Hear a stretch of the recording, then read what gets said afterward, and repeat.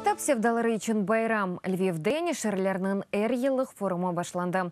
Бұл сене ona бинден зияда иштиракчы қошылды. Тек Украина язычылары дегіл. Дүнияның 24 мемлекетінден чет ел әдебиетчылары да кележек.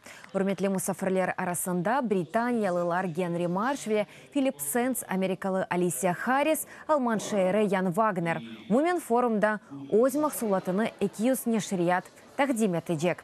Бұндан да ғәрі 5 күн девамында китап севдалары бірчоқ әдеби презентация ве дегер ижади ве ичтимаи тәдбірлерге бара білежек. Тәшкілетчілар китап байрамына 500 000 зирайтчының кележегіні беклей. Це одночасно і традиція, і інновація. Бу айны вақыта әм адет, әм янылықтыр. Мевзуларға бөлінген 14 мұнақаша кластеріміз олажақ ве ғалиба әнді әркез бегенген шайыны сайлай білежек. Ким сиясет, ким сағлық сақлав, ким тәсіл ве умырыс любыны.